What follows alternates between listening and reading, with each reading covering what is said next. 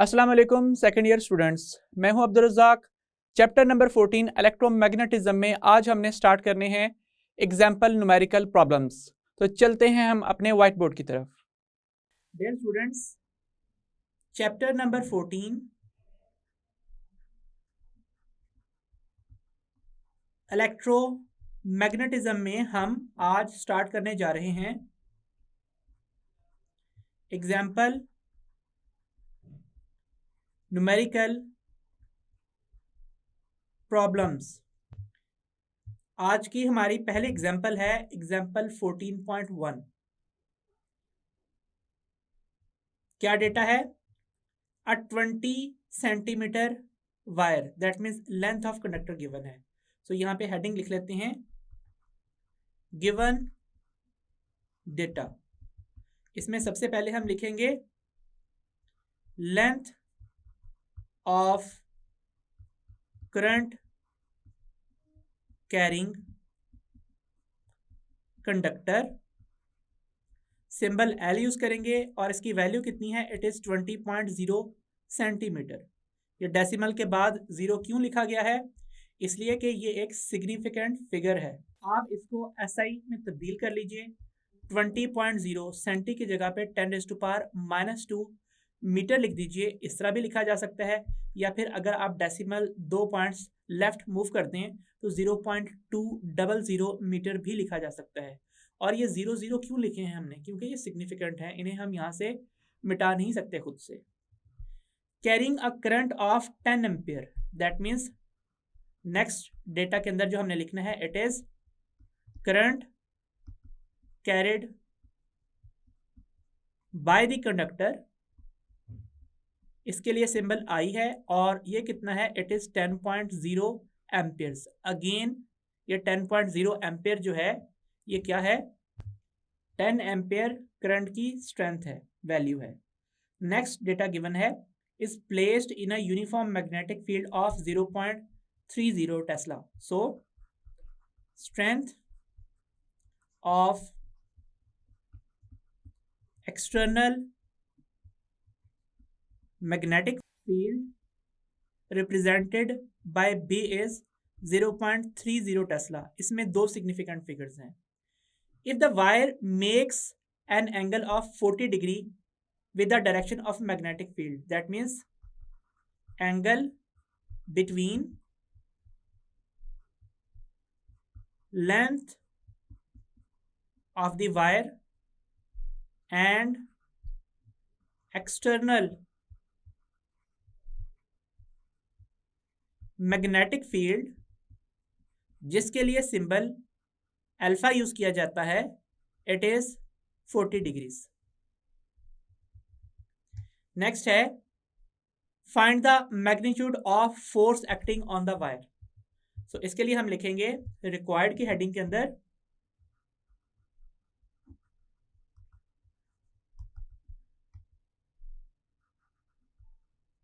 Magnetic force experienced by the conductor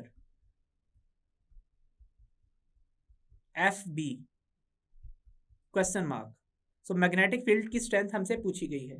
next heading बनेगी solution की। इसमें हम क्या लिखेंगे? Since we know that the magnetic force FB is given by IL cross B in vector form, and this is equal to ILB sine of alpha into unit vector n, and if we write magnitude only, this will be equal to FB is equal to ILB sine alpha. Substituting the values, we get FB is equal to 10.0 amperes multiplied by 20.0 into 10⁻⁻² meters into magnetic field is 0.30 Tesla and multiplied by sine of 40 degrees. So FB will be equal to, आप 10 को 20 से multiply कर लीजिए, 200 answer होगा 3 significant figures के साथ। साथ आएगा एम्पेयर मीटर, साथ लिखा है 10⁻⁻2 और 0.30 टेस्ला की जगह पे अब हम लिख देंगे Newton per ampere per metre into sine of 40 degrees. Ampere metre से कैंसिल आउट होगा और यहाँ पे जो 10⁻⁻2 है उसकी वजह से डेसिमल 2 पॉइंट्स लेफ्ट मूव कर जाएगा और मैग्नेटिक फोर्स होगी 2 into 0.3 Newton into sine 40 degree. That means ये आंसर कितना होगा, ये होगा 0.6 न्यूटन इंटू साइन 40 डिग्रीज। अब साइन 40 की वैल्यू कितनी होती है, ये होती है 0.642786। तो आप कैलकुलेटर के ऊपर इसको मल्टीप्लाई करते हैं, इसकी वैल्यू हाफ से थोड़ी सी ज़्यादा रह जाएगी, दैट मीन्स 0.3 से ज़्यादा होगी। सो आंसर क्या होगा, आंसर होगा FB is equal to 0.3856725658 newtons. बताइए कितने सिग्निफिकेंट फिगर्स हैं, यहाँ पे कितने हैं 3, यहाँ पे 3, यहाँ पे 2, तो आंसर में कितने होने चाहिए 2, क्योंकि हमने फर्स्ट ईयर में पढ़ा हुआ है a chain is as strong as its weakest link. ऐसे ही कोई भी कैलकुलेशन के बाद आने वाला आंसर उतना ही एक्यूरेट हो सकता है जितना कम से कम एक्यूरेट कोई एक्सप्रेशन है जो कि फिजिकल क्वांटिटी में अपेयर हो रहा है। तो वो एक्सप्रेशन जो कि कम से कम एक्यूरेट है वो मैग्नेटिक फील्ड है जिसकी स्ट्रेंथ 0.30 टेस्ला है, 2 सिग्निफिकेंट फिगर्स के साथ। तो आप इसको राउंड ऑफ करना स्टार्ट करें, ये 1 हट जाएगा, 8 रह जाएगा, 8 हटेगा, यहाँ पे 6 आएगा, 6 इसको 7 बना देगा, 7 इसको 6 बना देगा, 6 इसको 3 बना देगा, 3 एलिमिनेट होगा तो पीछे 7 ही रहेगा, 7 एलिमिनेट होने के बाद 6 को 7 बनाएगा और 7 एलिमिनेट होने के बाद 5 को 6 कर देगा और 6 एलिमिनेट होने के बाद 8 को क्या बना देगा, 9 बना देगा। So magnetic field strength will be equal to 0.39 newton. अगर आप इसको मिली न्यूटन में एक्सप्रेस करना चाहें तो आप इस वैल्यू को मल्टीप्लाई कर लें 1 से, और 10⁻0 भी तो 1 ही होता है, और आपने 0 क्यों लिखना, 3 - 3 लिखिए, ये भी तो 0 है। बेसिस सेपरेट कर लीजिए, 0.39 इंटू 10⁻³ न्यूटन, ये बन जाएगा मिली न्यूटन। और जो मैग्नेटिक फोर्स है उसकी स्ट्रेंथ कितनी होगी, magnetic force will have a strength of 0.39 into 1000 millinewton और 390 millinewton with 2 significant figures. So next heading बनेगी रिजल्ट की। रिजल्ट में हम लिखेंगे if a 20 centimetre long current carrying conductor carrying 10 amperes of current is placed at 40 degree to an external magnetic field of strength 0.30 Tesla, then the magnetic force experienced by the conductor will be 0.39 newtons. Next example है example 14.2। इसके लिए हम लिख लेते हैं सबसे पहले heading given data the magnetic field in a certain region is given by, तो यहाँ पे लिख लेते हैं magnetic field in a certain region is equal to B and it is equal to 40I minus 10K Weber per meter square. Next है how much flux passes through a 5 centimetre square area loop. तो यहां पे लिखते हैं magnitude of the area of the loop A, this is equal to 5 centimetre square. So centi prefix है और हम ये बात जानते हैं कि जब स्क्वायर आता है किसी यूनिट का तो वो प्रीफिक्स का भी स्क्वायर होता है और सेंटी का मतलब होता है 10⁻⁻². सो इस वजह से एरिया बनेगा 5.0 into 10⁻⁻² square and metre square. So that means area is equal to 5.0 into 10⁻⁻4 meter square, that is its SI value. If the loop lies flat in XY planes, that means यहाँ पे ये बताया गया है कि late से ये X axis है, बोर्ड से बाहर आता हुआ ये Y एक्सिस है, इनमें एंगल 90 डिग्री का है और ये है Z एक्सिस. अब जो लूप है वो कहाँ मौजूद है? वो मौजूद है इस तरह से इस XY प्लेन के अंदर. तो ये है इस लूप का एरिया, ये है इस लूप का प्लेन. इस केस में जो नॉर्मल टू द एरिया बन रहा है वो इस डायरेक्शन में बन रहा है. ये है नॉर्मल टू द एरिया और ये चूंकि z डायरेक्शन में है इसलिए इसका यूनिट वेक्टर k हैट लिखा जाएगा. तो हम यहां पे लिखते हैं direction of normal to the area is equal to n hat is equal to a hat is equal to k hat. z direction में ये एरिया मौजूद है. अब नेक्स्ट क्या लिखना है? नेक्स्ट लिखना है हमने वेक्टर एरिया. वेक्टर एरिया होता है a vector and it is a multiple of magnitude of area into direction of area. That means magnitude of area into normal unit vector. That means area magnitude into k hat.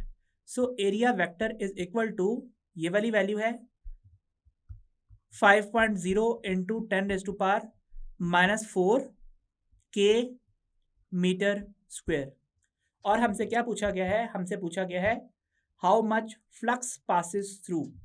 That means required की heading होगी, इसमें हम लिखेंगे magnetic flux passing through the loop is equal to 5b is equal to question mark. Next heading होगी इसके solution की. इसमें क्या लिखना है?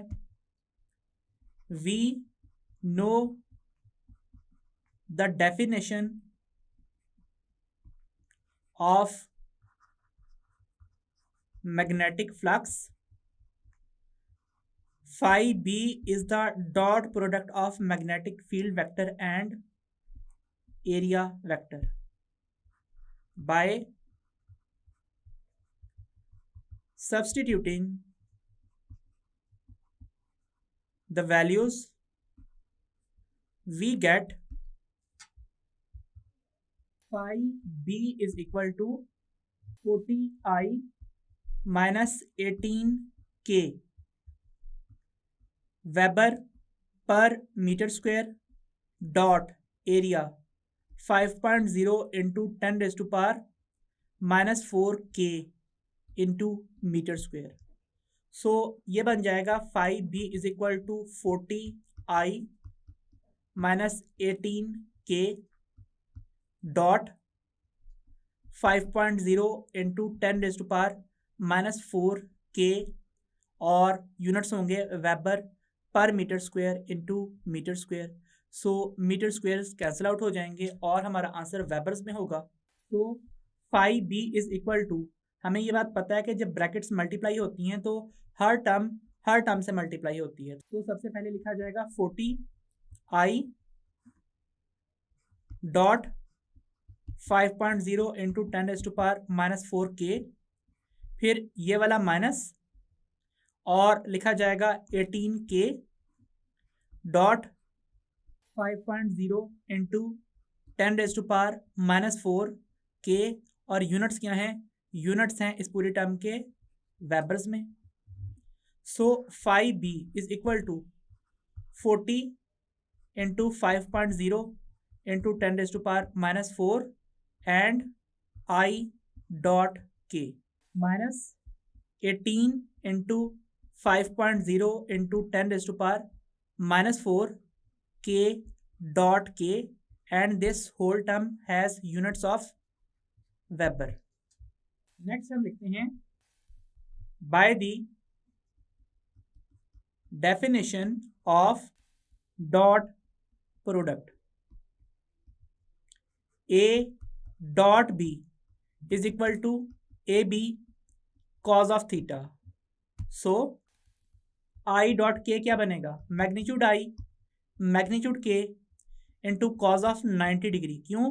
कि अगर ये एक्स एक्सिस है, ये वाई एक्सिस है और ये जेड एक्सिस है, तो इस डायरेक्शन में जो आई हैट और इस डायरेक्शन में जो के हैट यूनिट वेक्टर्स बन रहे हैं वो परपेंडिकुलर हैं, तो इनका आंसर जीरो होता है। इसका मतलब है ये पहली पूरी टर्म जीरो हो जाएगी।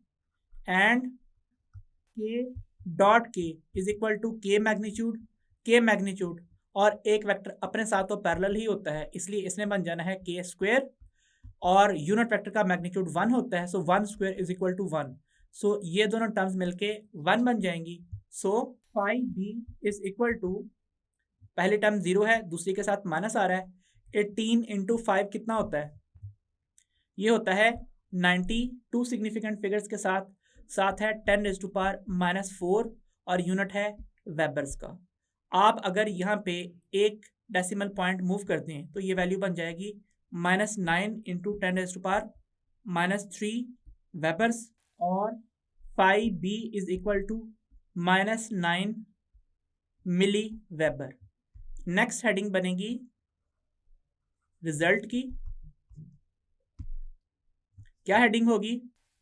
The magnetic flux of -9 milli weber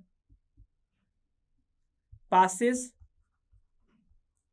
through a coil of 5 centimeter square area lying in XY plane if magnetic field in the region is 40i minus 18k weber per metre square. Next है example 14.3। Heading लिख लेते हैं given data की। क्या data given है? A solenoid 15 centimetre long, that means length of the solenoid L is equal to 15.0 centimeters with 3 significant figures. So length is 15.0 into 10⁻⁻2 meter, where 10⁻⁻2 represents the prefix C. Has 300 tons of wire. Number of tons of wire is equal to N is equal to 300. A current of 5 ampere flows through it. Current that flows through the wire is I, and it is equal to 5.0 amperes with 2 significant figures. What is magnitude of magnetic field inside the solenoid? So required is magnitude of the magnetic field inside the solenoid is equal to B is equal to question mark. So next heading is for the solution. We know that the expression for magnetic field inside the solenoid is given by mu naught Ni, where small n is number of turns per unit length of solenoid. So the expression for magnetic field becomes mu naught N over L I by substituting the values we get. B is equal to mu naught. Mu naught is the constant permeability of free space having value 4 pi into 10 raised to power minus 7 Weber per ampere per meter. Number of turns are 300. Length is 15 into 10 raised to power minus 2 meter, and current carried by the conductor is 5 amperes. So B will be equal to 4 pi into 10 raised to power minus 7 into 300, ये 10 raised to power minus 2 numerator में आके plus 2 बन जाएगा, divided by 15 multiplied by 5 and units are Weber per ampere per meter into ampere over meter. तो ये term भी हमने लिख ली है. तो एम्पेयर एम्पेयर से कैंसिल आउट हो रहा है और आप इसको यहाँ पे काट दीजिए तो क्या बनेगा, ये बनेगा 20 और 20 को आप मल्टीप्लाई कर दीजिए 5 से तो क्या बनेगा 100. That means B is equal to 4 pi into 10 raise to power minus 7 into 10 raise to power 2 into 100 और 100 को आप 10 रेज टू पावर और 7 यूनिट है वेबर पर मीटर स्क्वायर. और हम ये बात जानते हैं कि 5B is equal to dot product of B and A. So Weber can be replaced by Tesla multiplied by meter square. So magnetic field is equal to 4 pi into 10 raised to power minus 7 plus 2 Tesla meter square over meter square, where meter square is cancelled out and we have the answer with the units of Tesla. So magnetic field strength is 4 pi into 10 raised to power minus 7 plus 4, that means minus 3 Tesla. So हम इसे 4 पाई मिली Tesla भी कह सकती हैं, या अगर हमने इसकी वैल्यू सॉल्व करनी हो कैलकुलेटर के ऊपर तो आंसर क्या आएगा, ये होगा B is equal to 0.012566 tesla. तो आप इस वैल्यू को 0.012566 को 1 से मल्टीप्लाई कर दें. तो 1 से क्यों मल्टीप्लाई करना, 1000 से मल्टीप्लाई करके डिवाइड कर दें, 1 ही होगा.